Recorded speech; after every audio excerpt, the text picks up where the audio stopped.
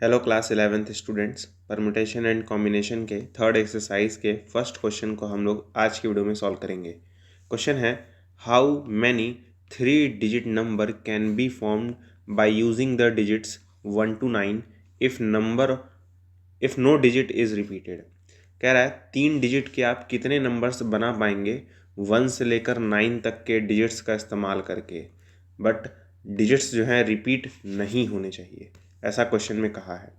तो क्योंकि आप परमुटेशन सीख गए होंगे, आपको 3 डिजिट का नंबर बनाना है, ठीक है। लेकिन डिजिट्स आपको इस्तेमाल करने हैं 1 2 3 4 5 6 7 8 9।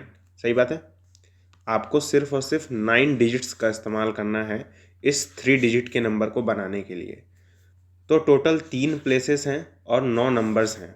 तो 9 में से कोई से भी 3 नंबर हम लोग सिलेक्ट कर लेंगे तो हमारा काम बन जाएगा। यानी यहाँ पे सिलेक्शन का केस आ रहा है, यहाँ पे सिलेक्शन का केस आ रहा है। और जब सिलेक्शन का केस आएगा तो हम लोग परम्यूटेशन यूज़ करेंगे। यानी मैं लिखूँगा 9p3। और 9p3 कैलकुलेट करने का तरीका क्या होता है, पहले 9 फैक्टोरियल लिखते हैं, डिवाइड बाई 9 में से 3 माइनस कर देते हैं तो आएगा 6, फिर 6 का फैक्टोरियल लिख देते हैं।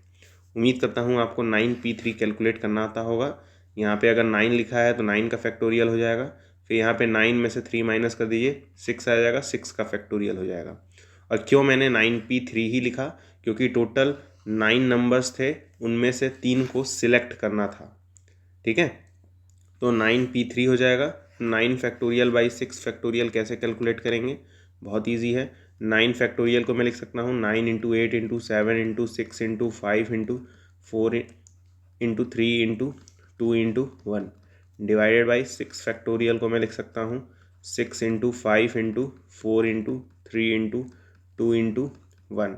तो ये 6 फैक्टोरियल जो है वो इस ऊपर वाले से कट जाएगा, और जब आप इन तीनों नंबर्स को मल्टीप्लाई करेंगे तो आपका आंसर आ जाएगा 504, ठीक है। आपको बस ध्यान ये देना है कि कैसे मैंने ये चीज़ लिखा है। अगर ये चीज़ समझ में आ गई तो दिक्कत नहीं होगा। टोटल 3 प्लेसेस थे और 9 नंबर्स थे, तो 9 में से 3 को सिलेक्ट करना है 9p3 और उसे कैलकुलेट कर लेंगे, हमारा आंसर आ जाएगा। उम्मीद करता हूँ आपको ये क्वेश्चन समझ में आया होगा। और अगर ये आपको क्वेश्चन समझ में आया है तो वीडियो को लाइक कर दीजिएगा और साथ में एक क्वेश्चन का आंसर बताइएगा कि अगर इस 3 की जगह 4 होता तो क्या आंसर आता। कमेंट बॉक्स में ज़रूर बताइएगा। मिलता है अगले वीडियो में, तब तक के लिए गुड बाय।